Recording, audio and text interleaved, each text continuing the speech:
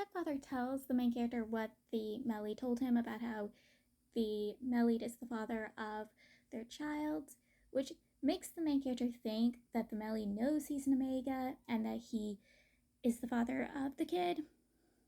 And I'm like, no, honey, no. But he is stuck in that mental state. So he's anxious and wary and freaking out. He's like, how long has the Melly known? Well, he's also fighting off his predator. The Melly, he put a tracker on the main character so he could come to the main character's rescue.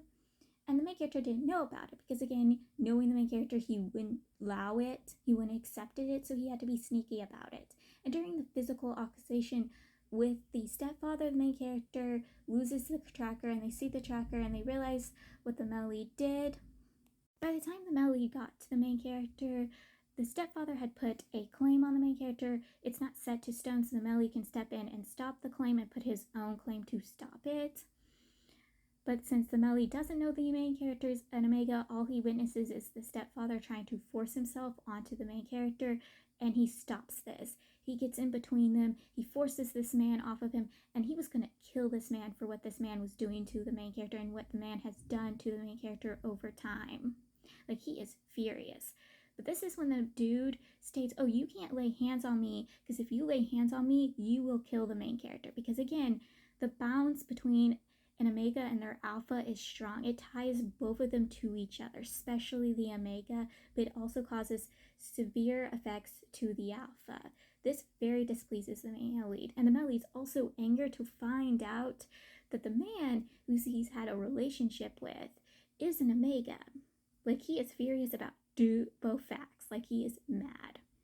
So he drags the main character somewhere else, and he's questioning the main character, and all he gets out of it is the main character is an Omega, that his son is their son, and that's literally the only conversation they really have while he's trying to stop the claim that the stepfather put on the main character and put his own claim on the main character. Like, it's a mess and a half. Like, he's frustrated, upset, and angry. He wants questions answered, questions he really doesn't get answered at all. Like, it is very frustrating to read and very upsetting for the male lead. And the main character's like constantly begging him to go rescue their son and his mother, so the male lead has no choice after putting a claim on the main character and stopping the claim of the stepfather. He goes to rescue his child and his husband's mother. Also, this is when the male lead realizes that the reason why the main character put in detail the fact that the male lead won't go against him, his mother, and their child was the fact that the main character had been Omega, specifically the Omega who had done the male lead wrong. So the male lead is very upset over this, but he's trying to breathe himself through it and calm himself down, but he is also very angry. He's especially angry that he's the last person to know this fact, and that someone else was able to put a claim on the main character before he did. Because if he knew the main character was an Omega, he would have put a claim on the main character. Because again, he's absolutely obsessed with the main character. So yeah, he's angry on all fronts, and they don't really talk about this. By the time the male lead got to the prison cell the main character's mother and their son was being held in, they were already grabbed by the stepfather, who escaped the male lead's clutches, the place the male lead had left him, and went to the prison cell, got hold of them, and went through a secret passageway. The male lead deals with the guards who are guarding the location with his pheromones, go through the passageway, and when he finds them, he finds the stepfather physically assaulting the son and the main character's mother, and he is furious. He uses his pheromones to take this man down, because even though this man is a dominant Alpha, the main lead is a hyper dominant Alpha, so he is more high ranking this man, and he takes this man down with his pheromones, basically breaking this man's mind. He gets the main character's mother and their son to safety and has them sent to a hospital while he deals with the main character. Because the main character, he's now in heat. And remember, the male lead was about to go into his own rut at the time. So both of them are both going through their rut and their heat together. And they claim each other during the period of time. Like, the male lead had already put a claim on the main character. There was a claim to break the stepfather's claim. So now they both claimed each other while going through each other's rut and heat with each other. So during the main character's accusation with his stepfather, we had learned the truth about the main character's father. Now, back when I read book 1, I thought there was 2 reasonings. his father knew what the stepfather was doing and didn't care and let his son be raised as a child soldier, or two, he was so busy with work because, again, CIA agents' jobs are super demanding.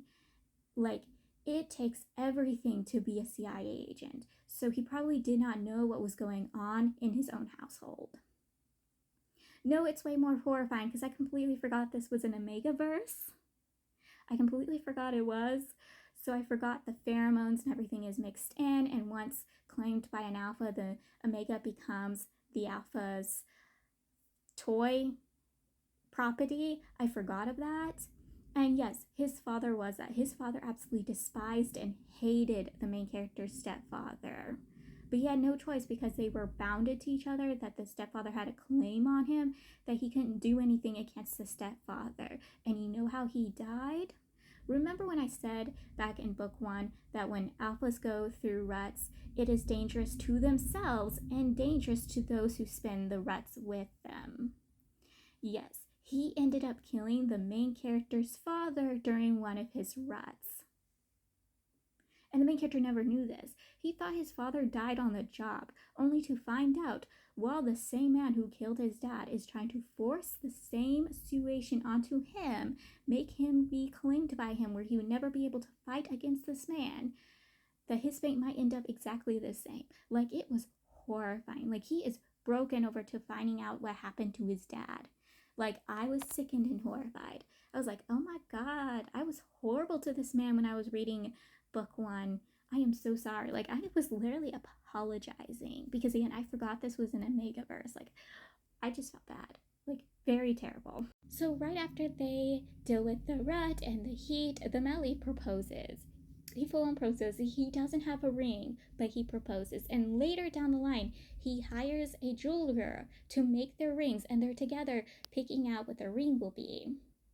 Now, the main character, he doesn't really care, but the male lead, he's putting everything into it to make this a perfect ring for both of them. And I thought that was super adorable. And he wasn't just going to get their wedding rings, he was buying a bracelet for their son that would have a tracker on it, and he was also buying a bunch of jewelry for the main character's mother, which the main character's like, we really don't need to get her anything. You don't have to go out of your way to do this. And Melly goes, no, I have to. She deserves to be pampered and spoiled. And I was thinking the exact same thing. This woman has been taking care of your child for 3 years. You've been dragging her all over the place, making her move around while having to deal with a 3-year-old. You yourself saying she's not getting any younger, that you wanted to take the less stress on her while putting a lot of stress on this poor woman. She deserves now to be pampered and spoiled.